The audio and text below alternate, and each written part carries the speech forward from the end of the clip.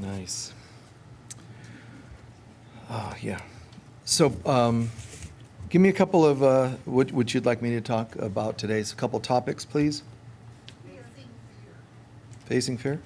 Humility.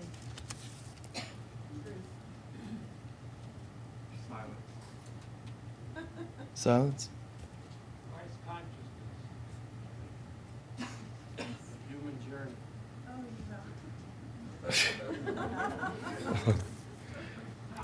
All right. A variety of words: facing fear, humility, the human journey, so on. Very good.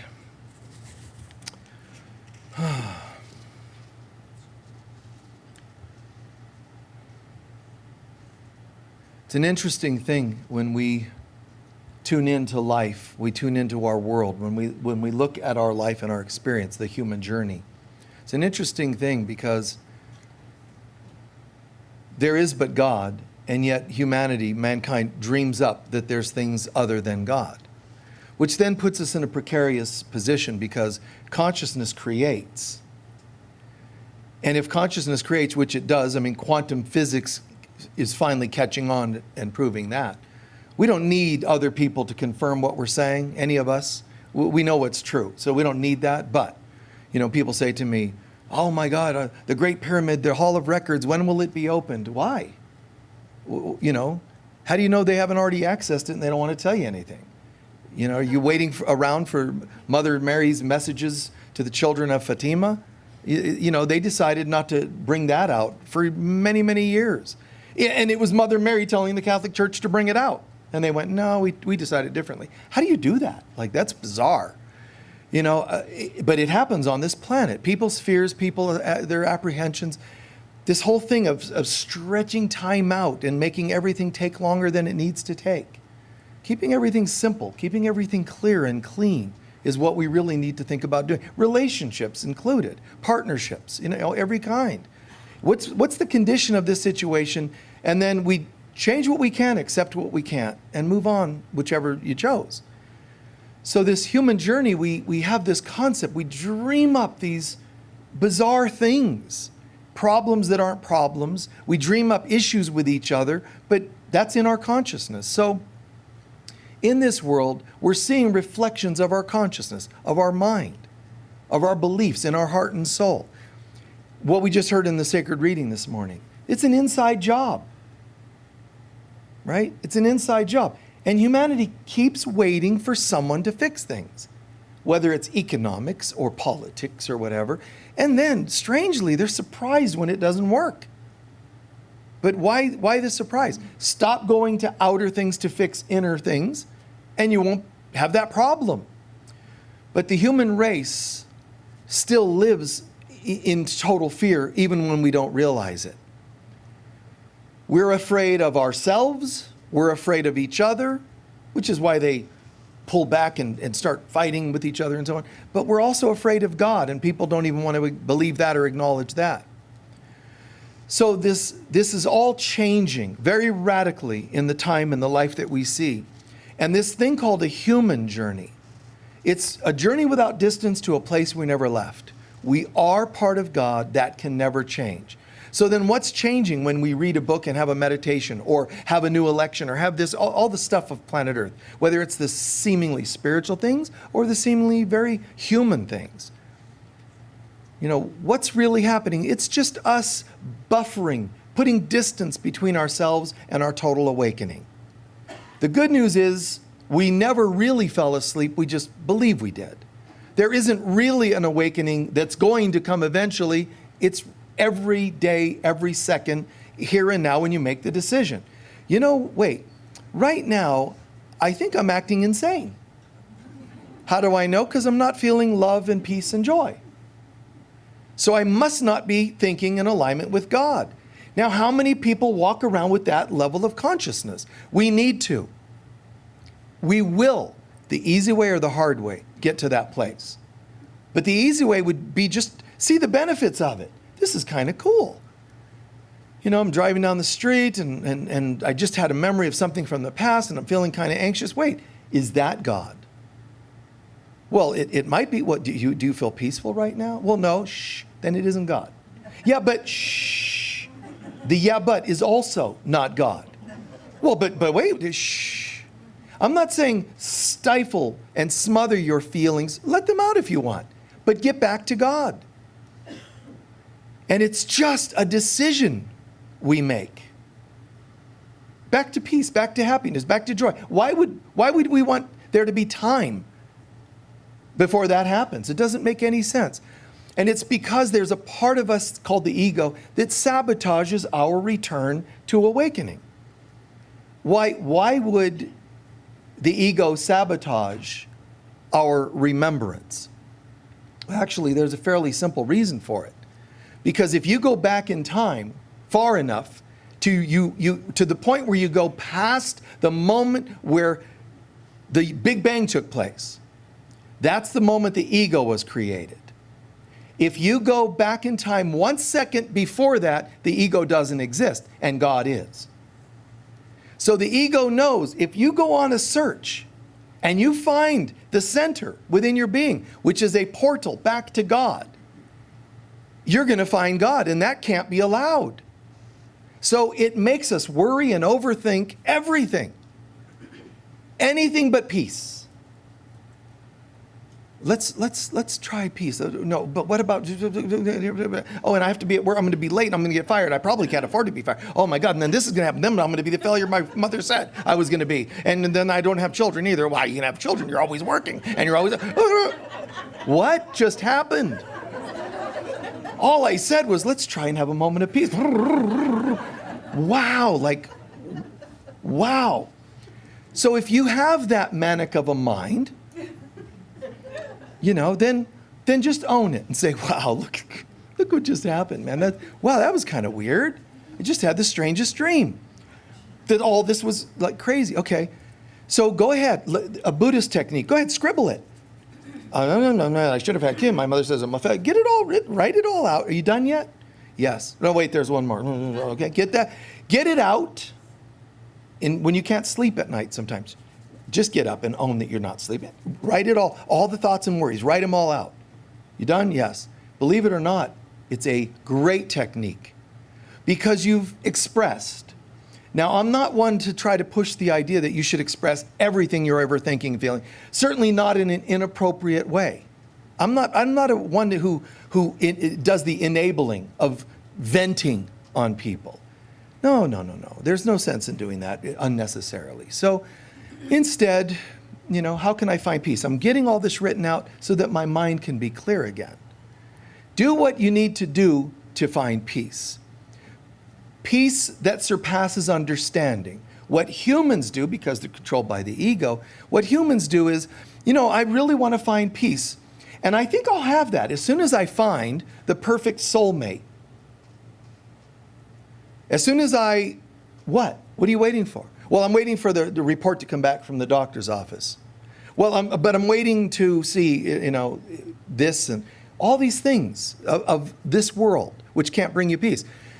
Some people will literally say, well, if I just understood why they left me, I think I would be able to forgive them. Ooh, that's a great one.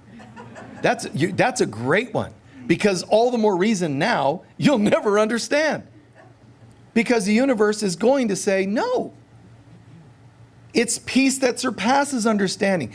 Get peace, you'll have understanding. Well, no, I won't. I'll just have a better feeling. I still want my head fed. I want to know how and why this happened. Why? So that I can, figure it out and prevent it. Oh, that sounds peaceful. Because I'm going to put a little scope in my third eye and just watch all the people that are out to get me, and I'll get them first. That'll be my preventative measures.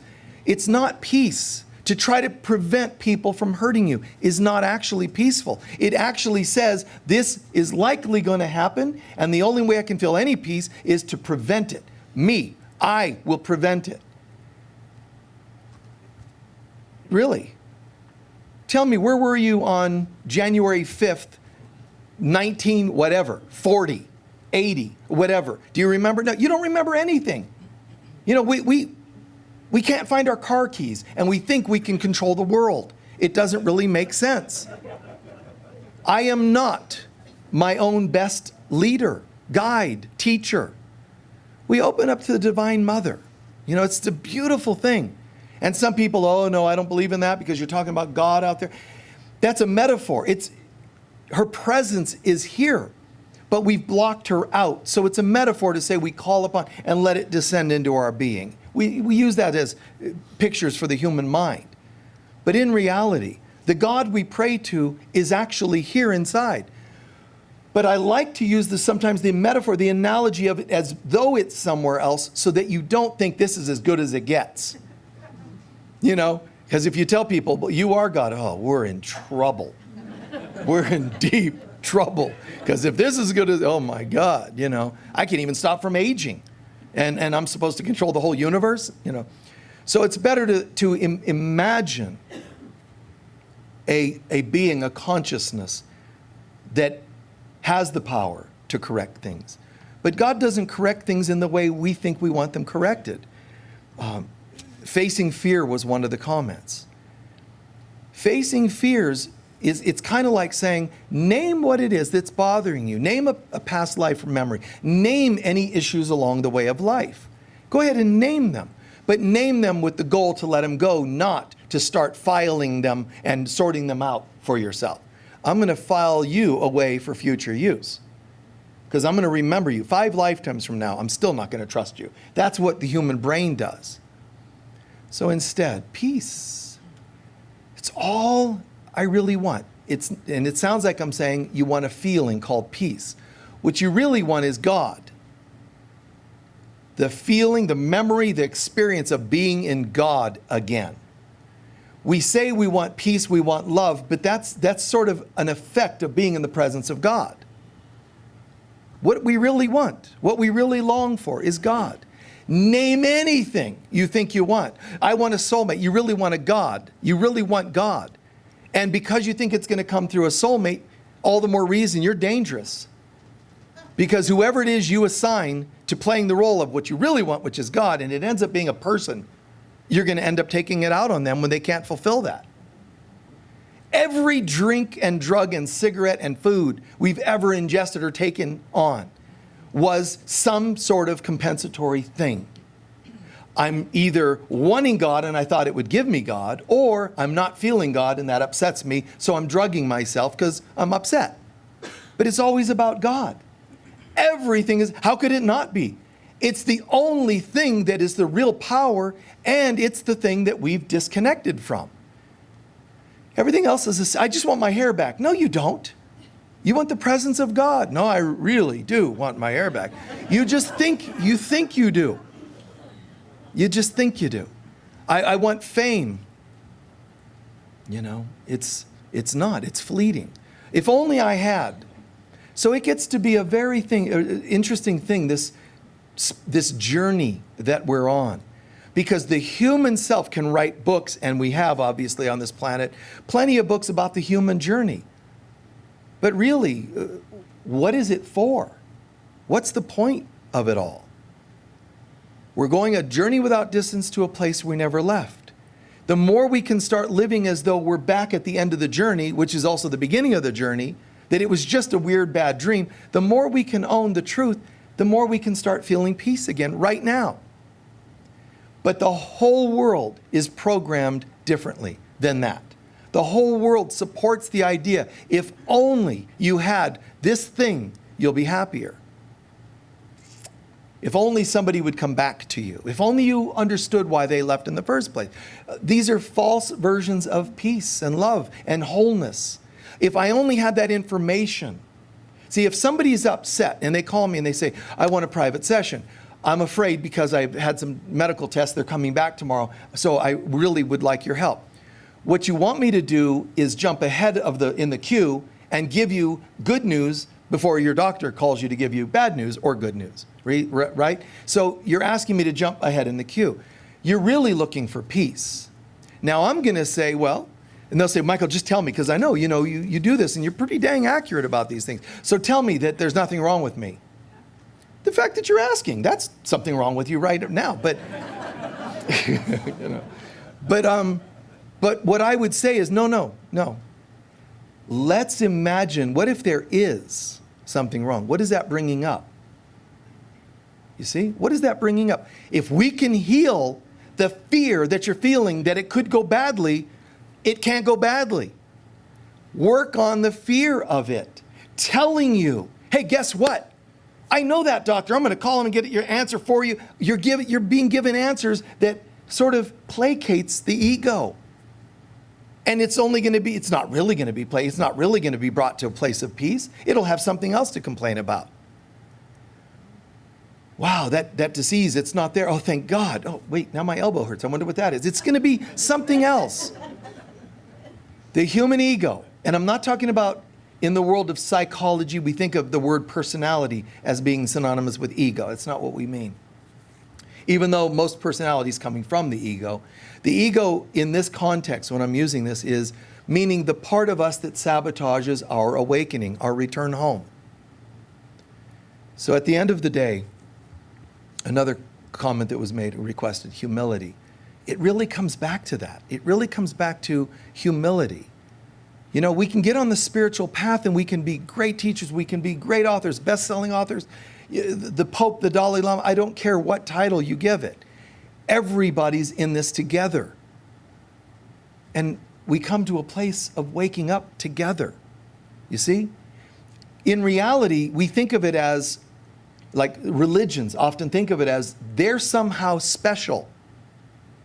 And therefore, they're going to ascend or be saved or going to, depending on the religion, They have different versions of it. But at the end of the day, the real spirit, the soul in you and I, knows that we don't want to go home without everyone else. I know we think we do, and sometimes, oh God, that sounds like a great idea. I would love to go back and everybody else just go to hell, But the real us knows that we don't want to go home without a single person left behind.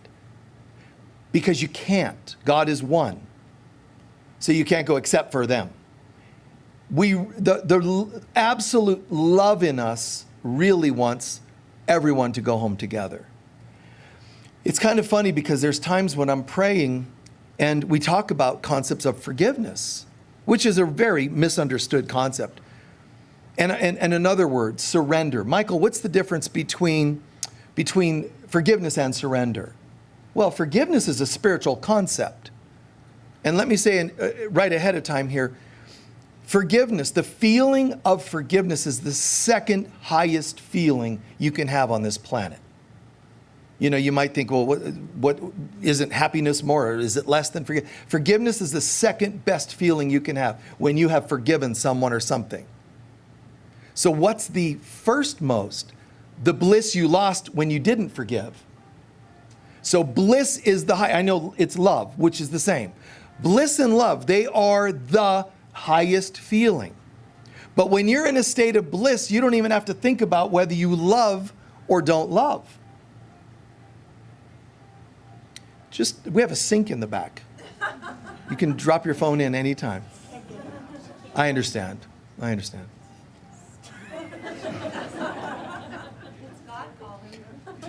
Yeah, always just shut the phones ahead of time. Then you won't have to worry about it, okay? But it's fine when things like that happen. I mean, I can trip and fall on the stage. Will you forgive me? I hope so. Things happen, okay? Forgiveness is the second highest feeling. Higher than that, you can say is love, as I said, but bliss doesn't have to think about loving.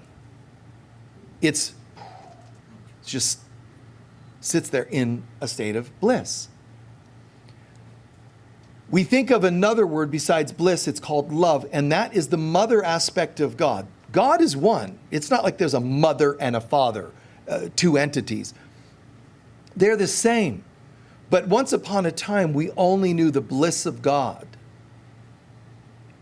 The concept of the love of God became an extension where God chose to extend the bliss towards its children. And that's when the mother stepped out of the father, not literally, but it seems to have individuated. It didn't, but it seems like it.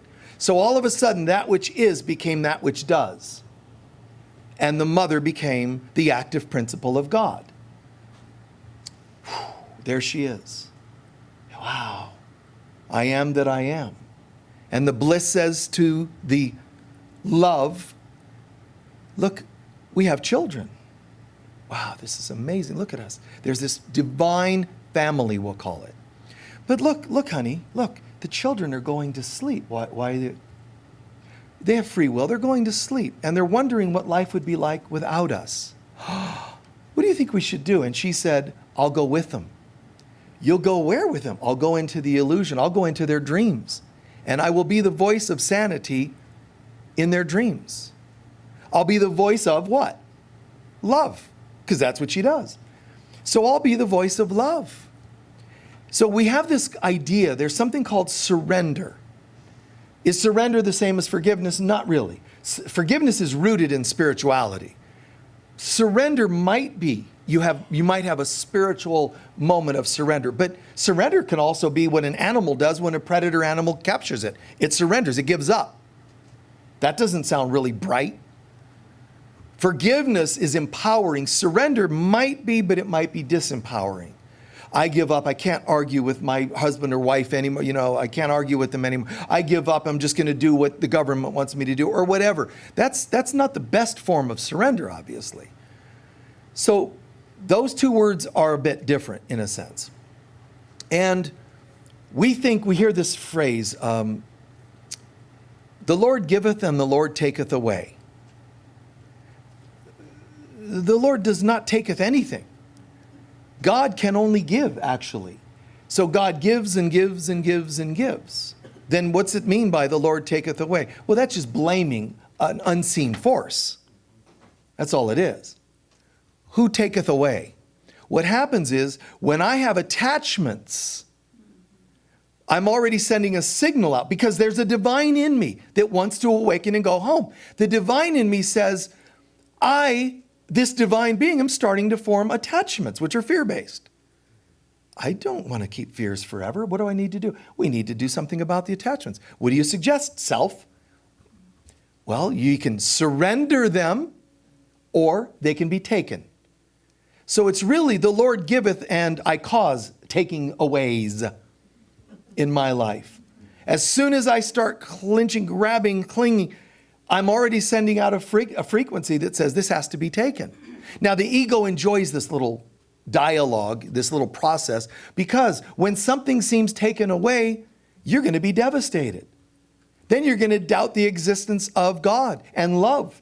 Perfect.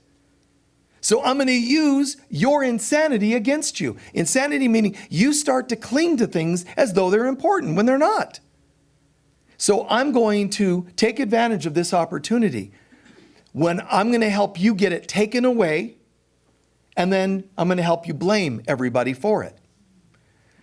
So in reality, God gives and can only give. It can't take. God gives. We start forming attachments and start formulating a different identity other than purity in God. And there's a part of us that says, well, that's not what I really want. So we hire the right processes and we call it karma and God and anything else so that we don't take responsibility for it. But we then let this go. Surrender. That's what healthy surrender looks like. The bidding farewell to things that when you start to recognize you have attachments.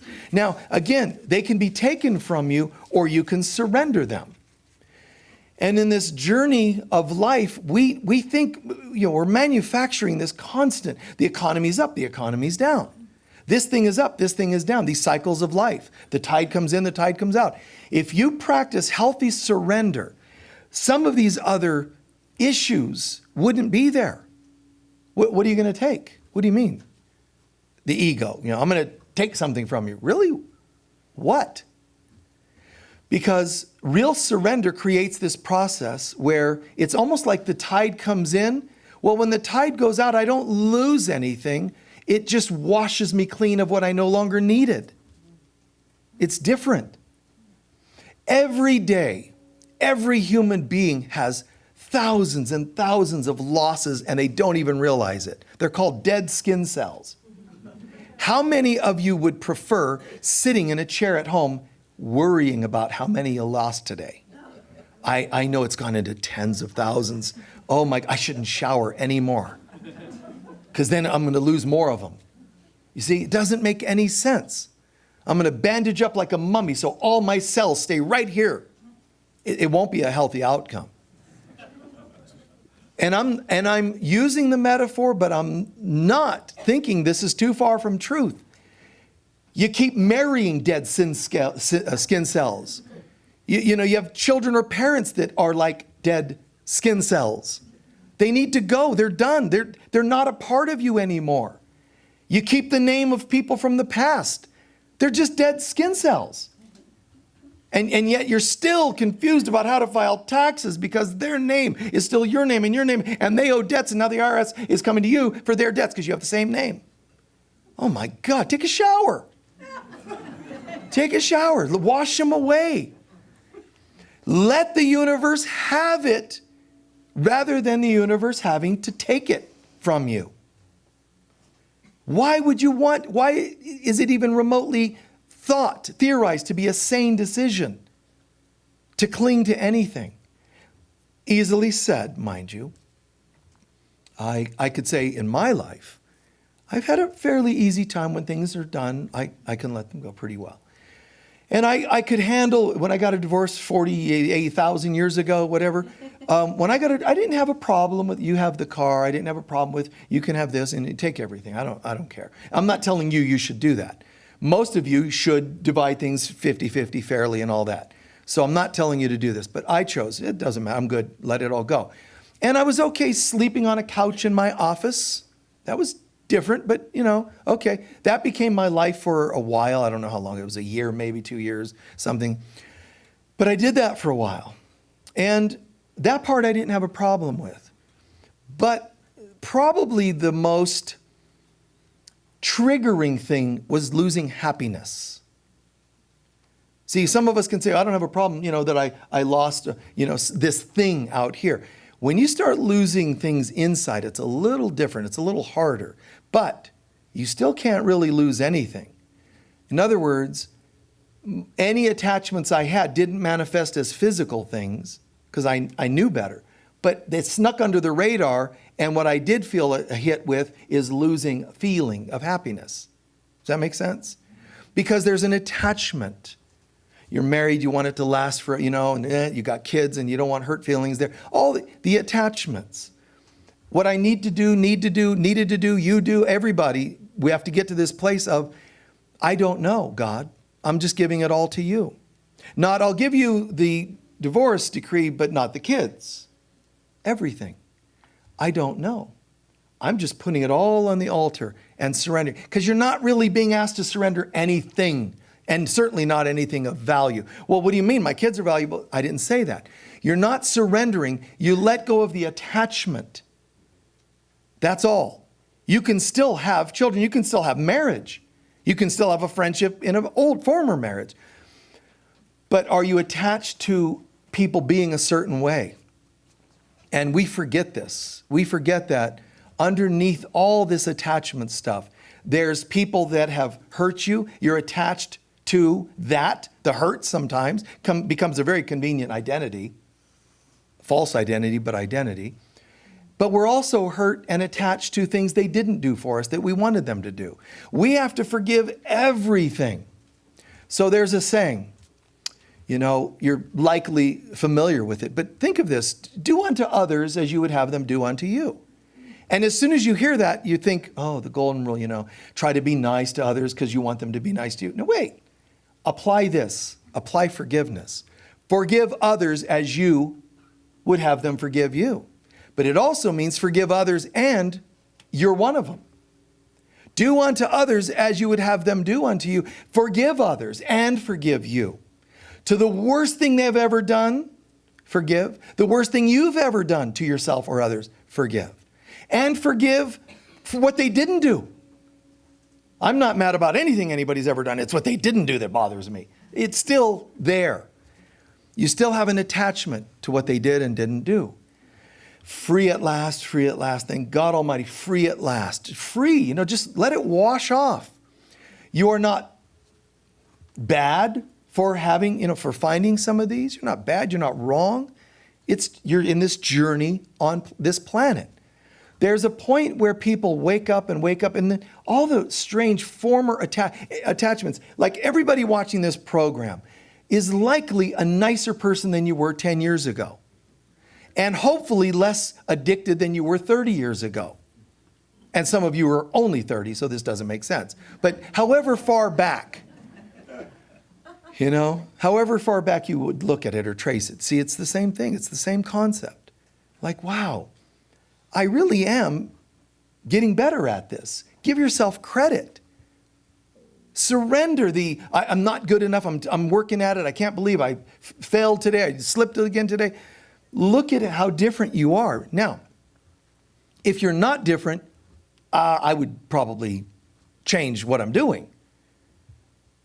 Whatever that happens to be. Read deeper books.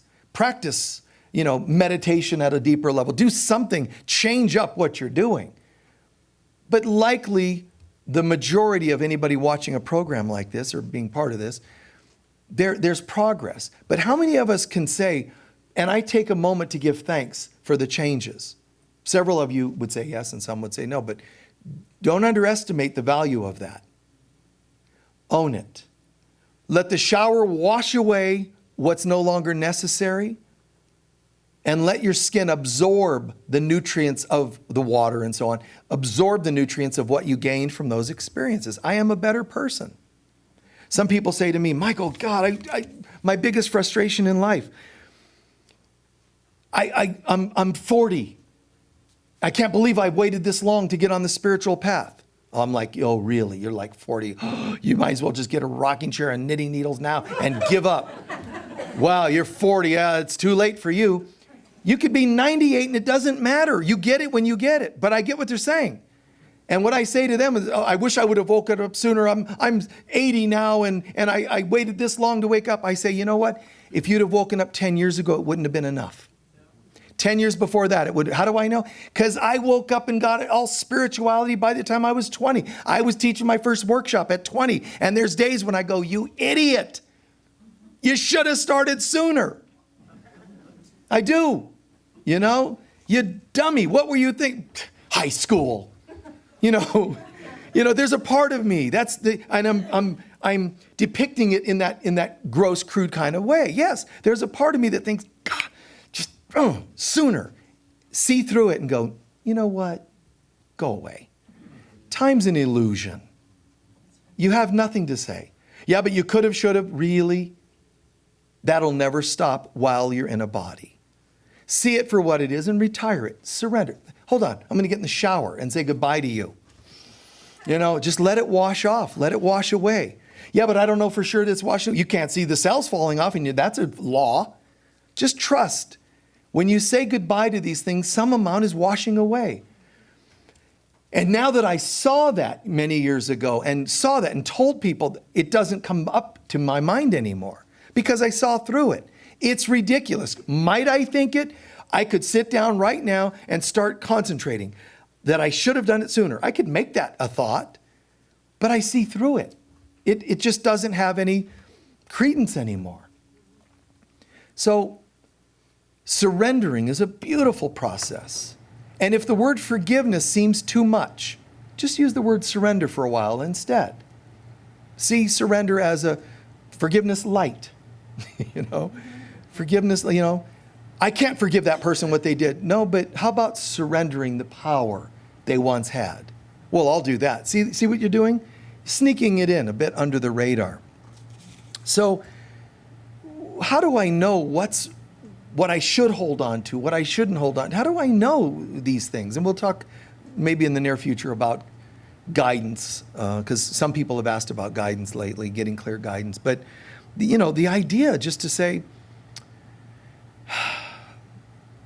when I think about my life, how do I know if something needs to be released or not? How do I know I've done the releasing? Just if you really love someone, and love is the point, love everyone. Yeah, but my father abused me. How do I love him? I didn't say love what he did. I said love. What you're loving is a spark of light hidden deep inside. You could love the spark of light in any being. As soon as you say, but I can't because it's them, you're not seeing the spark of light. You can't be. Because when you see the light within a person, I swear to God, it's irresistible to say, I love you. I forgive. What I'm forgiving is the layers outside that light, acting out. And those layers are wounds. They're unhealed wounds. They are not your real self. If they were, you couldn't have done those things. So the more I talk about the unforgivable parts, right, the more I focus on that, I'm actually limiting myself. I'm keeping myself from seeing my own light. Well, the light in me does not honor the light that you have not. It doesn't make sense. Namaste away from me? It kind of doesn't work. Please understand, I know the pain. I know the hurts. I know that there are things that seem unforgivable. But you can also sit with this, not just hearing it from me, common sense. The God in them, and everyone has to have the God spark.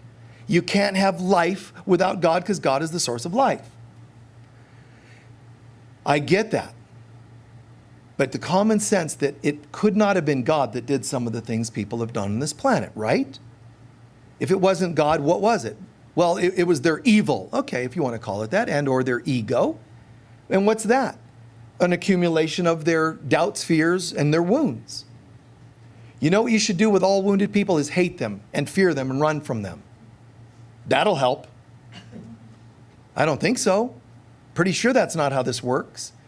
So you find them unforgivable. Now, they're still wounded, afraid, and hateful, right? And you didn't forgive them. And they were in your face today, in your mind today. You didn't forgive them. You know what's going to happen? They remain that way, which means they're going to hurt someone else. To heal, it's not going to be through lethal injection that we fix these people. The love and forgiveness actually takes a spark. And it says, this out here, no interest in that. I have no interest in that part of you whatsoever. I say no to that part of you. I can say don't call me to that part of you. Whatever you need for healthy boundaries. But the spark bellows. The love and forgiveness takes the spark and it grows into more and more a healthy, happy person, a joyous person, a God-centered person. Do they have free will? Yes, they do. Can they say no to it? Yes, they can. But because there's only one of us here, when I fan the flames of God in you, I still benefit. Even if you say, no, I don't want love.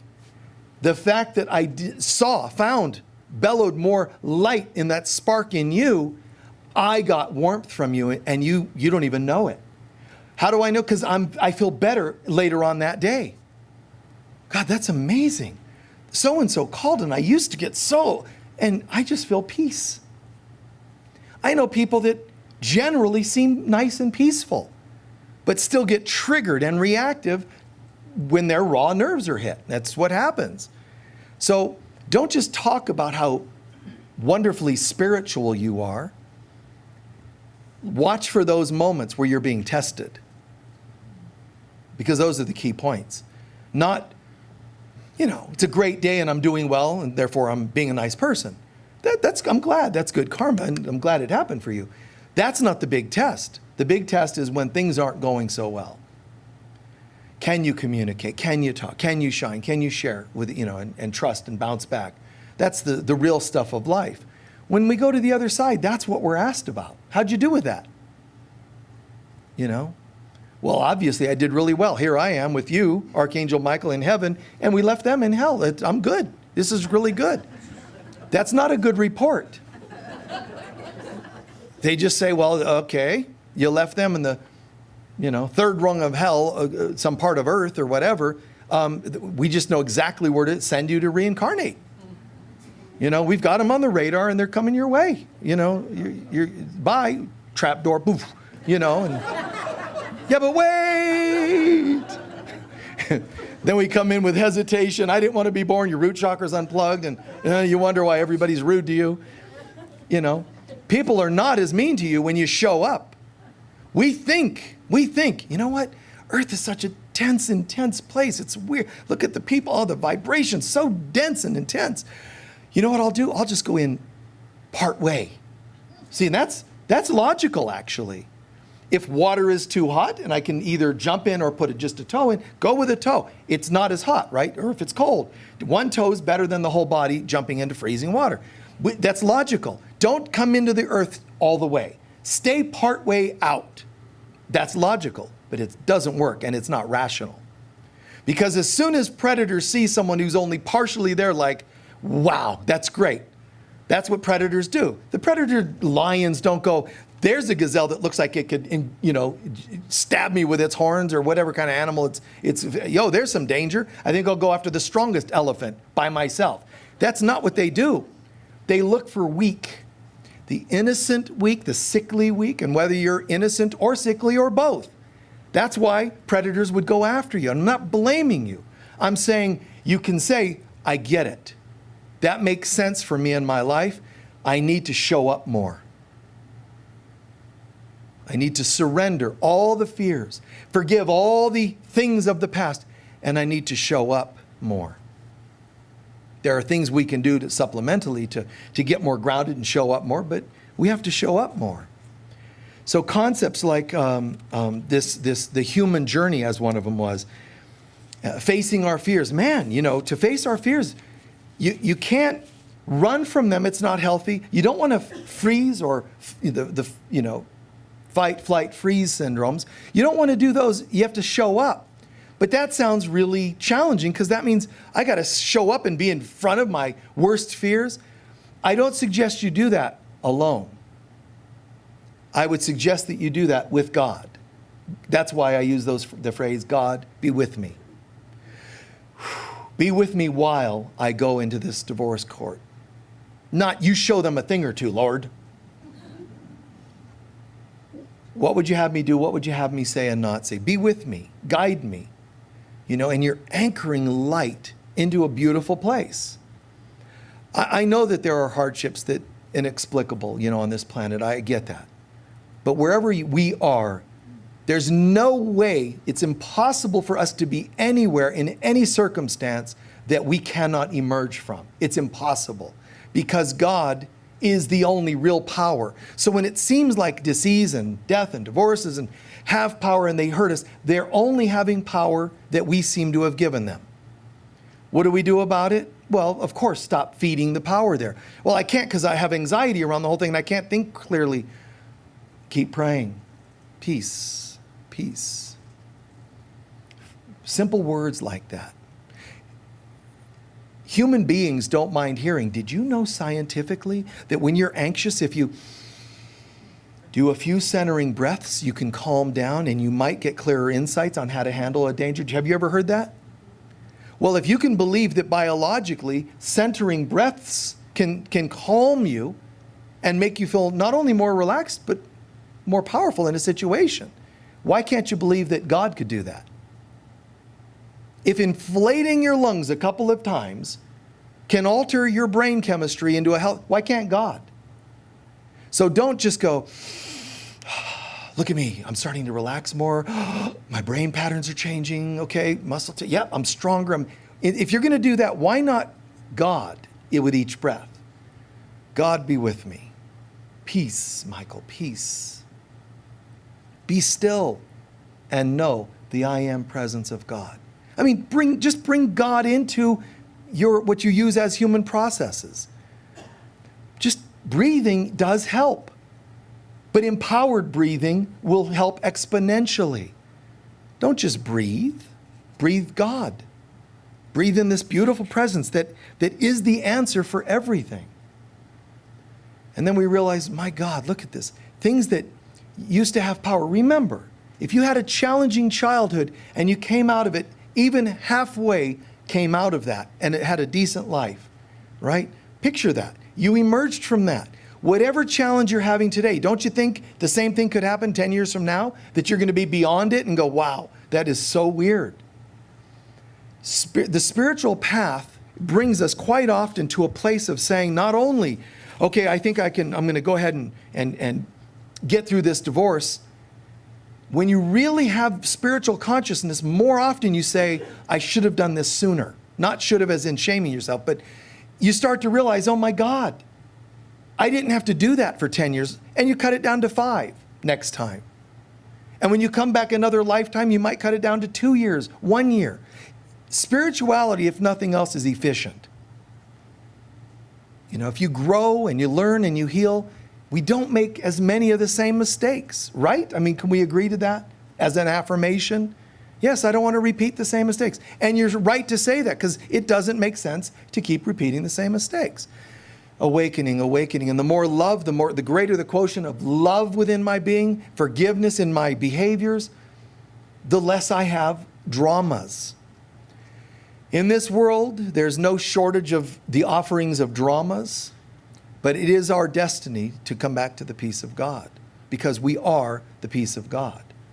It is right to call upon the Divine Mother, guys. It's right to call on the Divine Mother.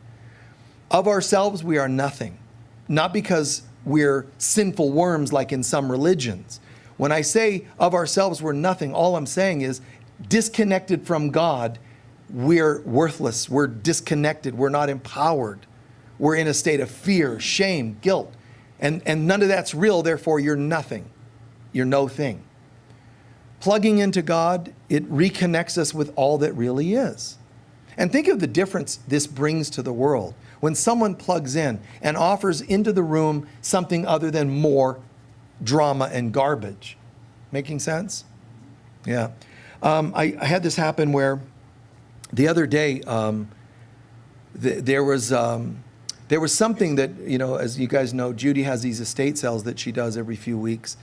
And there was somebody like 2 years ago, they said, do you have a certain thing? We're looking for it for a long time. And she said, no. And I said, you know, I volunteer here, so I'll keep an eye out for one of those. And a long time's gone by, a couple years has gone by. The thing is not worth hundreds or anything like it, but it's worth tens of dollars. And they're looking for this thing. Well, I saw one and I went, wow, they've been looking for that. I wonder if they still want it. And I know that they live near where I live. So I thought, well, I'll just see. So I drove home. And when I'm driving home, I'm driving by past their garage and I pull up slowly. And I said, hi, is so-and-so there? And they were both in the garage. So great timing. And they said, oh, it's that guy from the, yeah, hi, nice to see you. And they came out and I said, you said you were looking for this. So is this, and they were like, oh my God, like, wow. So the guy's going, oh, you know, and he's like all excited. He puts it on. He's like, wow, this is amazing. It was just a pendant type of thing. And, you know, he's like, wow, this is amazing. And his wife's going, this is so weird. She's going, first of all, it's my birthday today and his this week. And I was going to surprise him by going out and trying to find this because he's been looking for it forever. And she's like, oh my God. So long story short, they get it and they're all excited and they're all happy. And they go, how much do you want? I said, it's a gift and I'll put money in the box on the weekend, which I did, for the item. So I just gifted it to them like that, you know. Now, I saw the lady, the two of them showed up and the lady said, and this lady, I have to tell you, I've seen her at estate sales and here and there, kind of tense. She's kind of tense. You know, she's just, yeah, okay, not a real bright light. You know, I don't like people, you know. She's really intense and tense. And she comes up, you know, I want to tell you something. And I'm like, uh-oh, no. I want to tell you something. And she had a glow rather than this usual tension look. She had a glow and she goes, I got to tell you something. I said, sure, what? She goes, I've only been pleasantly surprised twice in my life. Once was when my husband asked me to marry him. And once was when you pulled up and gave us that gift. Wow, right? Think about that. It's just a thing. But it isn't. It's somebody thought about me because she's like that. She's very, nobody's nice, everybody's out to get her kind of thing. And she has that kind of tension. If you're watching, hi.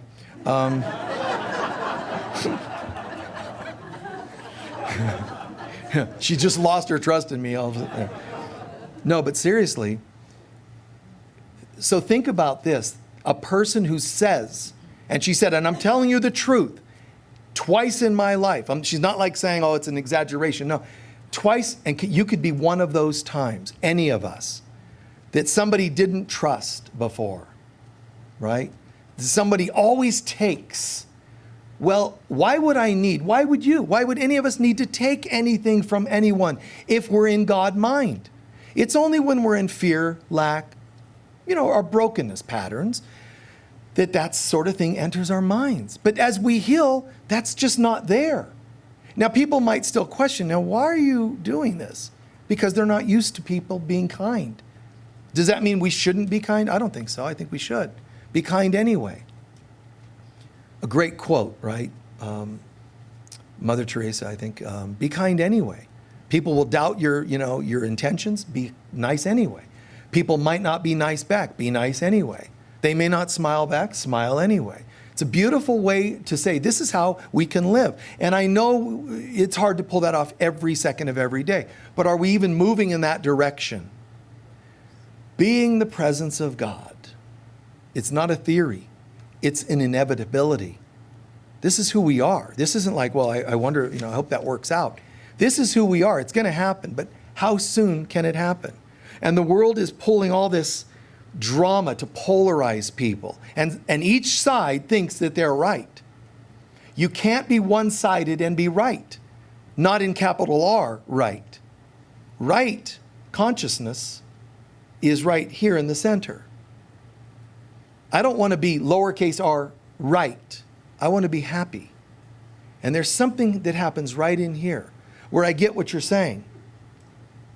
I get what you're saying and I get what you're saying. Yeah, I'm good with that. And well, no, but you need to be all the way over here or over here. No. And you're not going to go there. And they'll try to create a polarity with that because they're going to make you the opposite of them because you're just coming from love. I would love to tell you that being in your right mind is always going to be making everything smooth and loving. The truth is it helps most of the time for your life to be better. But I have to also say some people will be triggered by that very thing, kindness or love. So our answer, what do we do? Do I not be loving because they might get triggered, or do I just do it anyway? Do it anyway, but surrender attachments to the outcome. Because these folks might have said, she could have said, I was going to buy that as a gift. How dare you bring it in and gift it to him? You ruined my surprise. I mean, she could have done that. And I would have said, okay, hand it back. I'll wear it. Whatever. Stay out of the fray. Stay out of the mess. And I say that as a hope and a prayer and an affirmation. Stay out of the mess. Be light workers. Let the light burn in your heart, the presence of God. There's a day will come when you can't see things online, or you're not remembering the website to watch this channel. I remember some guy spoke and I liked it. How do I go back? The day will come when the universe is going to say, have you become the things you heard in those talks? Have you become the things you read in those books? Have you become not just a former alcoholic? Have you become the embodiment of sobriety? You see, have you become these things? And I love that concept. For me personally, I haven't had a real fight against that. I'm constantly moving in the direction, becoming and becoming and becoming, and stuff happens and happens, and I'm becoming and becoming. It's a beautiful thing. When we see the gifts of it, it makes it all the more easy. So look in the world, look in life, and recognize my life is changing and I'm becoming a better person. My communications, my relationships, my partnerships, I don't bargain anymore. It's not even an option. There's no bargaining.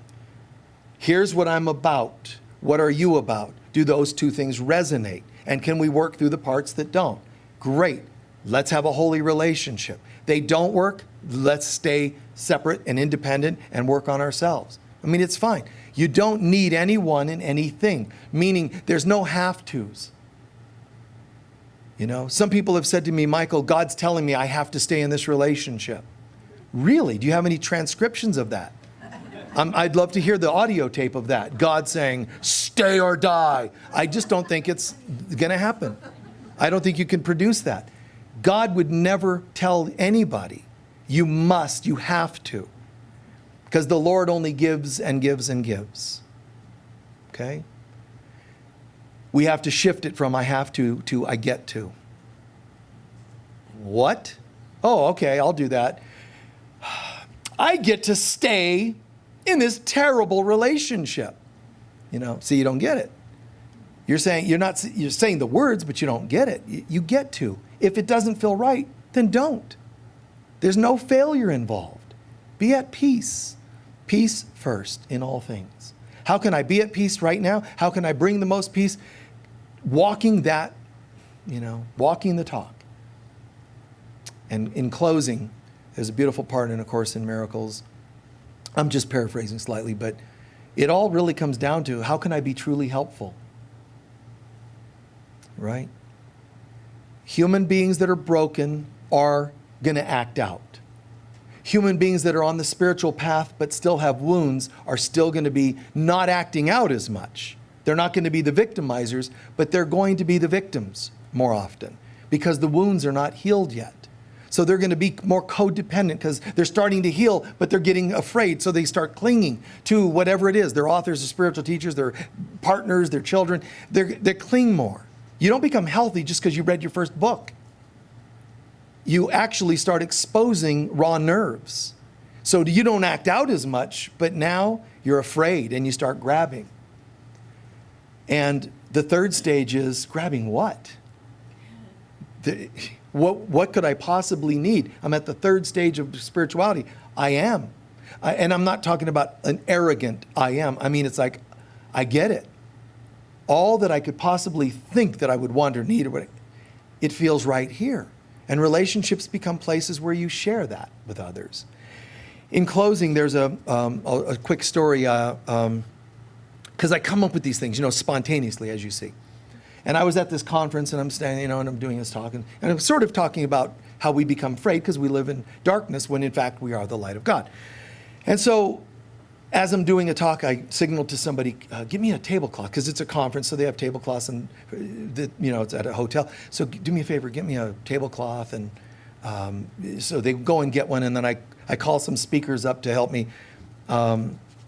It was Greg Braden, and I forget, there are a few other guys that were speakers with me. So I said, guys, come up. So I said, one person on the ground, on the stage, and I said, now, do you or do you not see light shining on them? Yes, we do. Okay, great. Now, you guys just hold a sheet over them. Okay, not drop it on them, but just hold a sheet over them. Now, when they're holding the sheet like this horizontally, the person underneath with the spotlights, they were now sitting in the dark. You follow? So that's all it is. There's a thin veil between the light of God and us living in the dark. The answer is to remove the veil and the light comes in. But the point I was illustrating besides that was this, that when people are in the dark, there's two things they're going to do. There's two ways they're going to react while they live in the dark. They feel somebody's, because these other speakers are standing here holding the sheet up, right? And I said now to the other speakers, just, nudge them a little with your foot or whatever. And what happens with human beings is one person, they feel the nudging, I get angry because you're nudging me. And the other is, please stay here. When you're in dark, you're going to react to people in one of those two ways. I hate you for bumping into me, stay out of my space, or please don't go. Simple illustration. In the dark, people become afraid and they react to people in one of those two ways. Anger, that kind of tense relation, or clinging. The answer is what? Try to figure out which is which. Well, if you would just kick me lighter, I might like you. And if you could just stay, then I wouldn't be so clingy. Those aren't the answers. Take away the veil. I can see who you are. I'm not in the dark now, not knowing whether you're bumping into me because you like me or don't like me. I don't know. Take away the veil, and you see things as they really are. So in closing, how do you take away the veil? It's forgiveness. And remember, I'm not referring to just forgiving people in your life. Forgive your misperceptions. Forgive thinking that you ever needed hard lessons. Forgive yourself for staying in a relationship too long. Forgiveness for everyone. Forgive as you would be forgiven. Perfect, unconditional, everyone forgiven. And another wording, retire them from the roles. But my dad wasn't the way a dad should be, and I'm sorry. And the day will come when you retire him from needing to be the perfect dad or mom or whomever, husband, wife, partner, okay? Retire them from the roles. You see, if you can retire people from the roles, you wouldn't even talk about forgiveness anymore because there's nothing left to forgive. Think about that. So who's assigning the roles to them? You are. I would forgive myself for that too. But retire them from their roles. God is my father and mother. Who are your siblings? Well, there was just one competitive sister. I get that. Why don't we stop there and start recognizing your spiritual brothers and sisters, the ones that are working on themselves first. But one day you'll have so much light in you that you can even afford to affirm the light in hurtful people. Don't jump to that yet, when you can barely afford to forgive yourself for, buying the wrong box of cereal at the store and you get mad at yourself. Work on a bit of that first. But the day will come when there's nobody you could exclude. You just couldn't think of it. You just could never imagine excluding anyone. Please take a few centering breaths.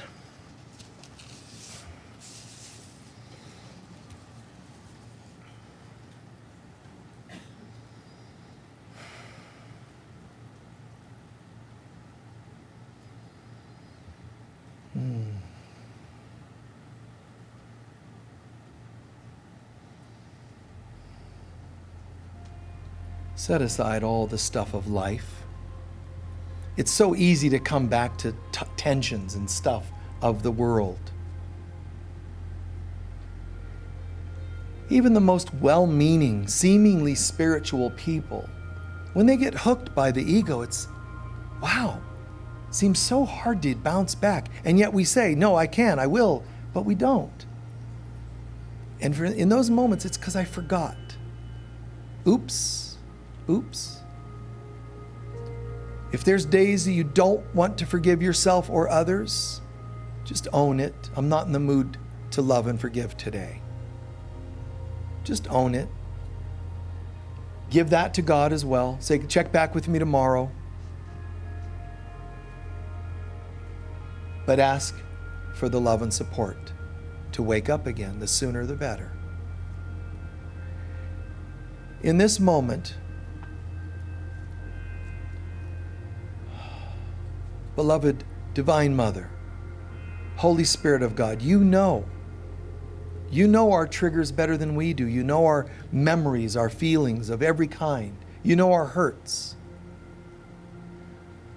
Bring up an image spontaneously in our mind of anyone that we need to add some forgiveness towards.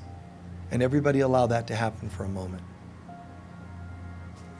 It doesn't matter if it's someone you expected or didn't expect. Just let them pop up.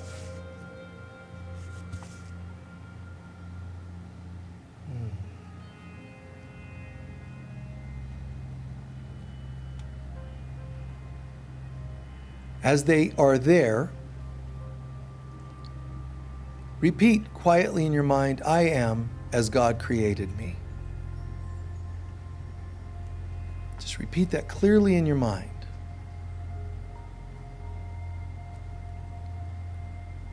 And then everyone out loud 3 times with me, please. I am as God created me. I am as God created me.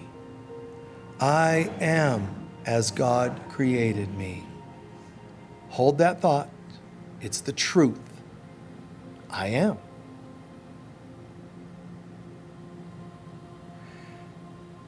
Look at the person in question and you'll repeat, you are as God created you. 3 times together, please. You are as God created you. You are as God created you. You are as God created you.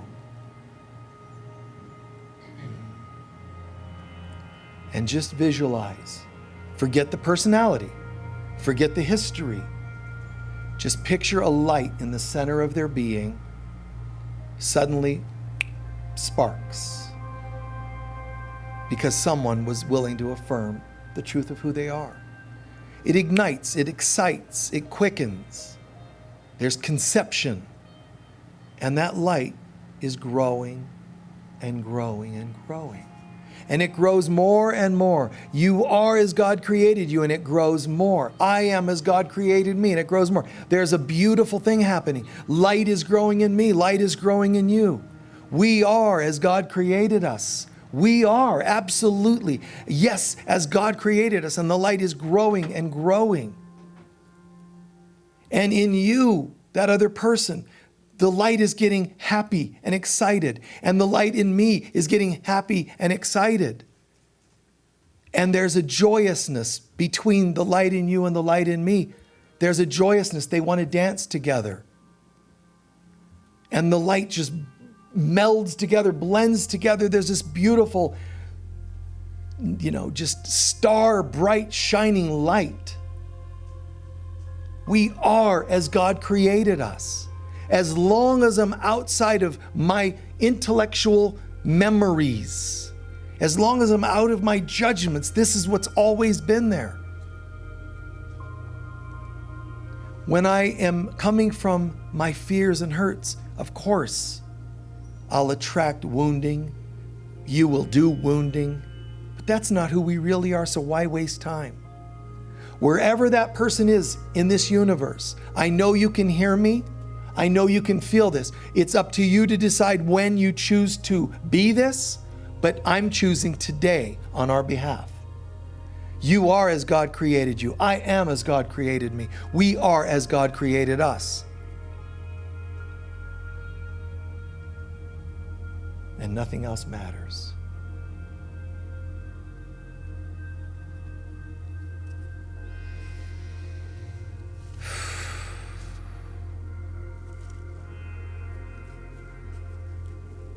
And so it is.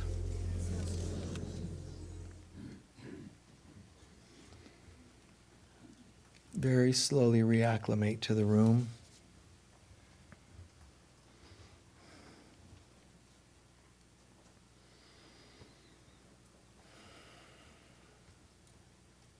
Good.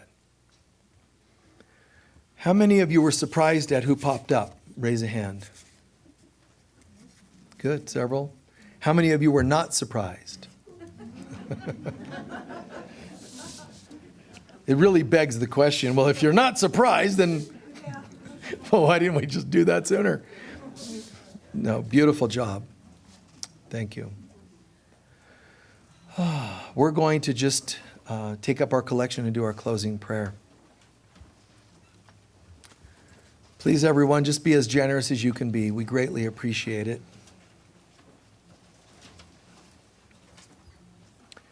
Remember the event this afternoon. There's flyers about it in the foyer, so please grab one and check that out. All right. And by the way, I wanted to just say this. There are several people, especially in a place like Sedona. There are some of you are just attendees, and it's simple, and you show up, you're watching online from around the world, and to you it's like, well, I'm studying, I'm learning some great things and all that. But some of you, like I said, especially in a place like Sedona, some of you are counselors, you're teachers, you're authors, you're artists of great repute and so on. I really feel great appreciation for you. Those, you're musicians, and yet you still recognize this is not a guy talking to you. This is us awakening. Okay? Know that. This is there's a guy that is my teacher that I listen to. This is God coming to all of us. When I'm sharing with you about forgiveness, I'm called to apply it more in my life. And that's what I have to do. I get to apply that more in my life. So I don't go, well, I guess these people need to hear about forgiveness. And it's you people I'm bestowing the information on. We're in this together, okay? And not just the work, the benefits of the work. So, and it's the same, the people in your life. They're there doing work and you're doing work, but they're also reaping the benefits of what you bring them, right? So please soak in the good that you've brought to other people. It's healthy for you to do so. Don't do the, oh, it wasn't me. You keep doing that and you'll never get anything energetically. You know, it's okay for you to say, I'm glad I was patient today. I'm glad that I bonded with and bridged with that person today. Be proud of yourself, not in an egotistic way. Be proud of yourself for being more of God today. That's an inevitable place we're all going. Please center, be as generous as you can with your love offerings. Blessings to you all. We just know in advance these donations go to help all the functioning of our center, all the people we're helping all around the world. And we're not just donating funds, we're donating our presence too. We're bringing something beautiful here by attending.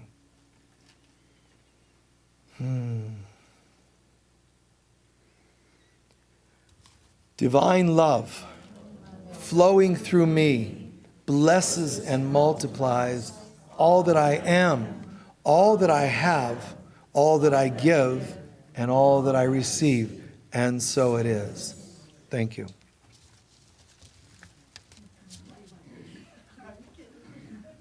While they're passing the baskets, it'll only take about a minute. A couple of quick things I want to share.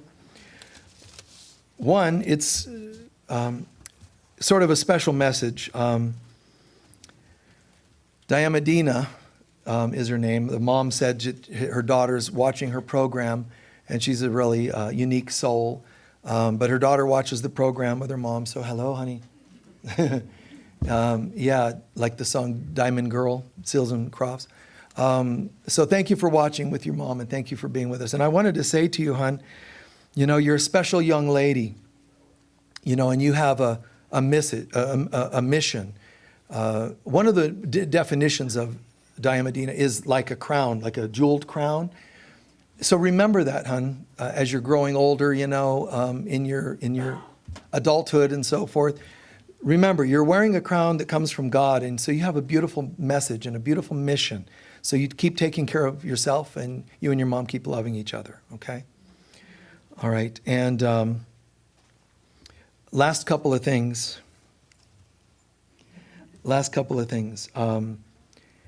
There's crystal bed sessions available when you're here on the weekend or all through the week. If you're visiting from out of town, please consider checking that out. The crystal bed, the crystals, you know, they start activating to the chakra colors. They're set over each chakra, and it's a very, very surreal and beautiful experience.